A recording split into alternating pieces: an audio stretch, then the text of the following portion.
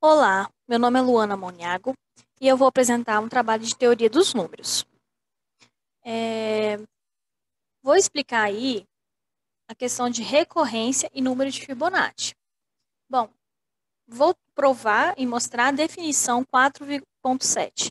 Chamamos de sequência de Fibonacci ou simplesmente número de Fibonacci a sequência F0 igual a 0, F1 igual a 1, reticências, Fn, reticências, onde Fn mais 1, sucessor de Fn, é igual a Fn mais Fn menos 1, antecessor de Fn.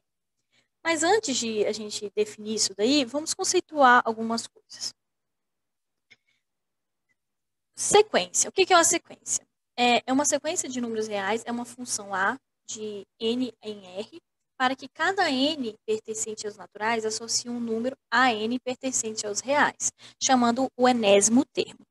A sequência ela pode ser finita, né, de números limitados de termos, ou infinita, que é o caso da sequência de Fibonacci. Recorrência. O que é uma recorrência? Uma relação de recorrência, ou também chamada de equação de recorrência, é uma relação que determina cada termo de uma dada sequência, a partir de um certo termo em função dos termos anteriores. Uma equação de recorrência, na qual cada termo depende exclusivamente dos anteriores, é dita homogênea. A gente vai ver que a de Fibonacci é. Caso elas tenham termos independentes, ela é heterogênea. Observe ainda que para a sequência ser definida por uma relação de recorrência, é necessário que sejam informados os primeiros termos, a partir dos quais os demais serão obtidos. Sequência de Fibonacci. Quem era Fibonacci? Era Leonardo de Pisa, nasceu na Itália, filho de comerciante, e foi através do comércio, né, que ele conheceu outros países, como Egito, Síria, Grécia, e foi nesses países que ele teve contato com os procedimentos matemáticos orientais, tais como os métodos algébricos, árabes e numerais indo-arábicos. Ele se tornou o matemático mais talentoso da Idade Média, e foi através do seu livro, Liber Abaci, escrito em 1202, que ele propôs um problema que deu origem à famosa, então, sequência definida por recorrência, chamada sequência de Fibonacci. Ele perguntou assim: quantos pares de coelhos serão produzidos no ano a partir de um único casal, se cada casal procria cada mês um novo casal, que se torna produtivo depois de 2 meses? Bom, então, como mostra na imagem, no primeiro mês havia um par de coelhos, e eles se reproduziam. No segundo mês já tem outro par, com a hipótese de que eles nunca morrem e que a fêmea sempre produz outro par de coelho, uma fêmea, um macho, todos os meses, até o enésimo mês. A questão é fascinante, tanto por sua simplicidade, como também pela forma que é apresentada. Fica claro, então, a relação de recorrência com o total de casais a partir do segundo mês, sendo dada pela soma do número de casais dos 2 meses anteriores, gerando uma sequência. Bom, eu coloquei aqui como alguns números da sequência de Fibonacci. Bom, por exemplo, eu tenho esses dois termos aqui. Se eu quiser saber o próximo, é só somar os dois. 5 mais 3, 8. E o próximo, 8, né, o anterior mais o anterior a ele. 8 mais 5, 3. E assim sucessivamente. Bom, a sequência de Fibonacci consiste, então, em uma sequência de números tais que, definidos os dois primeiros números da sequência como sendo 0 e 1, os números seguintes são obtidos através da soma dos dois antecessores, usando a relação de recorrência linear.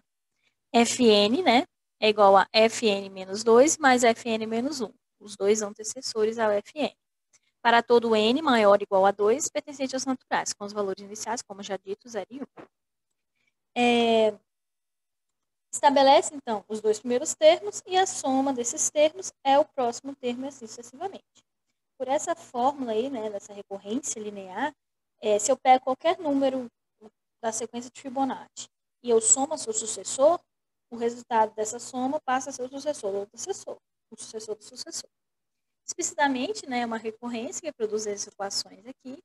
Se eu sei que F2 é F1 mais F0, e eu sei que F0 é 0 e F1 é 1, 1 mais 0 1. Então, o próximo termo, F3, vai ser o F2 mais F1. Se eu sei que o F2 é 1 e o F1 também, 2. E assim sucessivamente. Não precisa nem dessas equações, é só somar os próximos termos. Então, 1 mais 2, 3. 2 mais 3, 5. E assim sucessivamente. Vamos supor, se eu quiser saber o 12º, eu somo o 11º mais o 14º. Encontro aí o 12º termo. Porém, aí gera um probleminha. Como que eu vou saber o Fn, né? Bom, se eu não tenho uma solução imediata para determinar esse Fn, que é o enésimo termo de Fibonacci, ou seja, determinar o número que vai aparecer em n passos. Bom, segundo a lei de formação aí, sabendo que a sequência é obtida recursivamente, ou seja, cada termo depende dos dois anteriores, não temos como resolver soma por definição, sem ao menos listar todos os termos desde o início até o termo desejado. Aí, né, a lei de formação diz, como eu já falei, que está na definição, né, que a gente vai falar, que o f de n mais 1, sucessor de fn, é igual a fn mais o sucessor de fn, fn menos 1, para todo n maior ou igual a 2. Resolver uma relação ou equação de recorrência significa encontrar uma fórmula fechada para a recorrência, ou seja, uma expressão que forneça cada termo a n da sequência em função apenas de n, e não dos termos anteriores. Tal expressão é chamada de solução de recorrência. Por quê? Igual eu falei, se eu quisesse saber o centésimo termo, eu precisaria saber o termo 98 e o 99. E aí eu teria que descrever todos esses termos até encontrar o termo desejado. Quando se tem uma fórmula fechada, ela faz com que se consiga encontrar o termo desejado. Vamos descobrir, então, uma expressão que, em função de n, que ao submeter o valor que se quer encontrar, encontra-se o valor numérico desse termo em questão, só substituindo n. Devemos encontrar, então, uma equação, né, do segundo grau, um polinômio característico, provando, porém, vamos precisar aí de uma chamada propriedade, número de ouro, ou também chamada de proporção áurea. Bom, seja n a proporção do número da sequência Fn, o número de Fibonacci, e Fn mais 1, seu sucessor, então a razão, né, a divisão entre Fn mais 1 sobre Fn, tende à proporção áurea, que a gente chama de φ, a letra grega φ, que é o valor aí aproximadamente, né, três casas aproximadas aí, de 1,618. Ou seja, pode ser obtida dividindo um segmento de reta, como mostra aqui, em que um lado maior, nesse caso o A, e o outro lado menor, nesse caso B, de modo que a soma de ambas dividido pela parte maior, A, seja igual à parte maior dividido pela menor, como mostra aqui, ó, A mais B dividido por A, a parte maior tem que ser a parte maior dividida por B. Isso daí vai dar a letra φ, né, que é essa aproximação de números aqui. Os números de Fibonacci, eles tendem a chegar nesse número, ou seja, as propriedades levam a esse número. Se eu dividir o antecessor pelo sucessor, no caso aí, por exemplo, 8 e 5, eu tendo a esse número. É claro que quanto maior esse número, mais próximo desse número de ouro, chega esses termos do Fibonacci. Vamos utilizando eles aí, né, a razão áurea, vamos fazer até a gente chegar numa equação do segundo grau. Pegando a formulinha aí, A mais B dividido por A igual a dividido por B, tem que ser igual a φ. Pegando esse termo multiplicando cruzado, eu tenho que A é igual a B vezes φ. B vezes φ mais, substituindo o A na fórmula, eu tenho que B vezes φ mais B dividido por B vezes φ é igual a B vezes φ dividido por B. Tendo B em todos os termos, eu posso anulá-los. Então, cortando aqui o B de todos os termos, eu tenho que φ mais 1 dividido por φ é igual a φ. Eu quero eliminar essa divisão, então aí eu multiplico por φ para me cortar. Então, fica assim, φ mais 1 é igual a φ ao quadrado. Organizando essa equação aí, igual a 1 dá zero, eu tenho que φ ao quadrado menos φ menos 1 é igual a zero, que lembra uma equação do segundo grau. A equação quadrática da forma ax ao quadrado mais bx mais c igual a zero. Agora, basta a gente substituir na fórmula de Bhaskara, sabendo que aqui o A é 1, né? O B é menos 1 e o C é menos 1 também. Substituindo na fórmula de Bhaskara, fazendo os calculinhos, chegamos na raiz, nas duas raízes da equação, que eu tenho aí 1 mais ou menos raiz de 5 sobre 2. Uma positiva e uma negativa. Então, essa letra φ aí é a raiz positiva, né? Que dá aproximadamente esse número aí.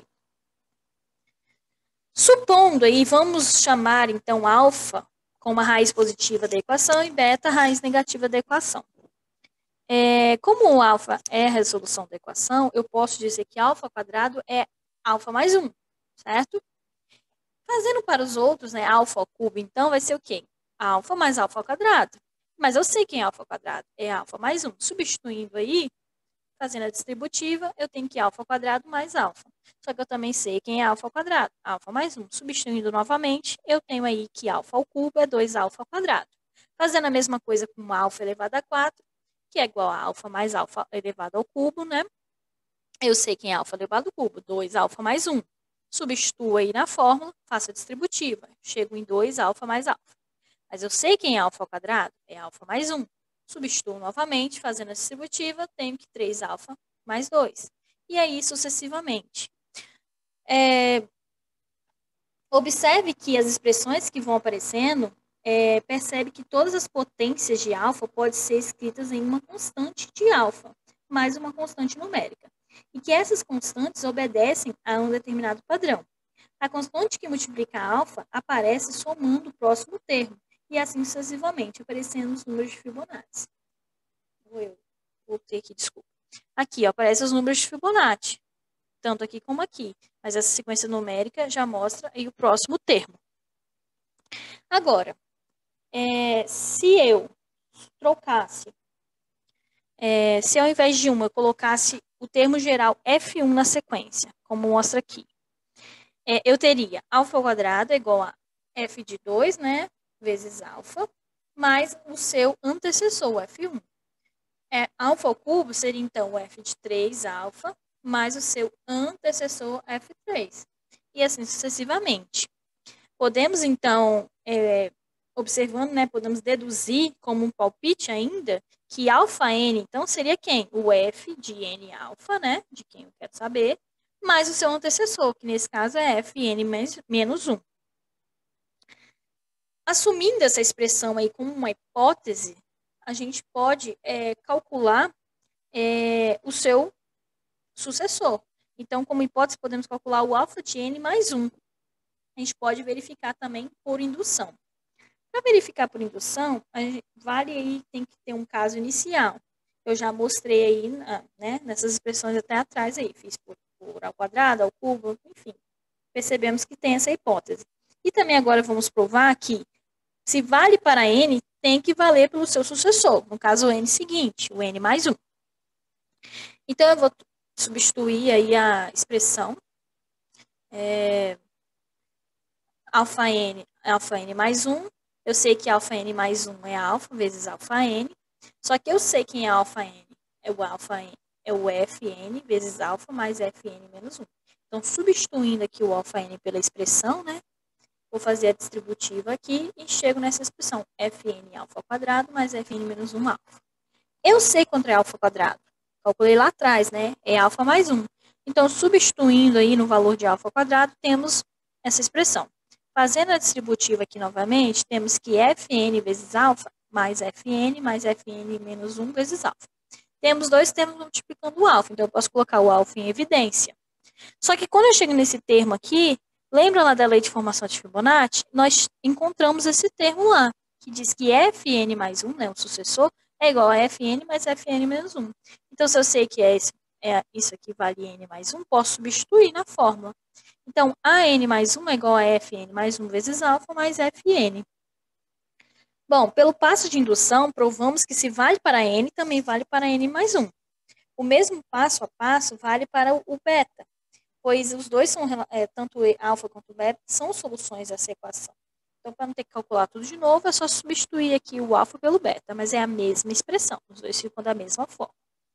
Fazendo a subtração entre eles, né, alfa menos beta, temos que alfa elevado a n menos beta elevado a n é alfa Fn alfa menos Fn beta.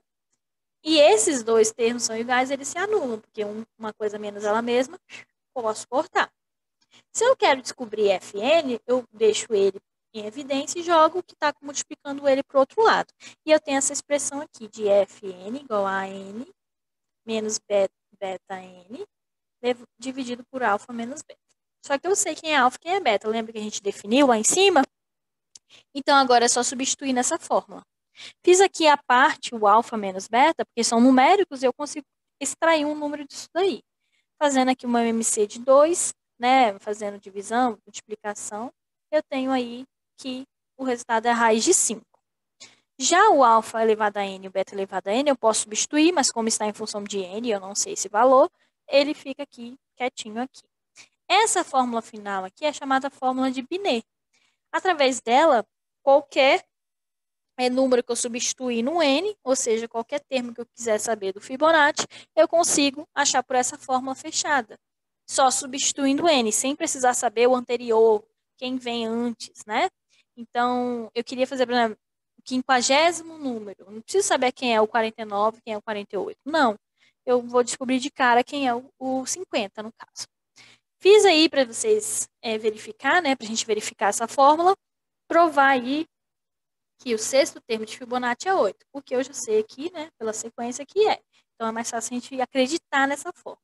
Porque ela parece uma fórmula diferentona e tem raiz aí racional, porém, os resultados sempre vão ser racionais, sempre vão ser naturais. Porque a sequência de Fibonacci são números naturais, tá? Então, apesar dela ser meio estranha, ela sempre vai dar um número natural.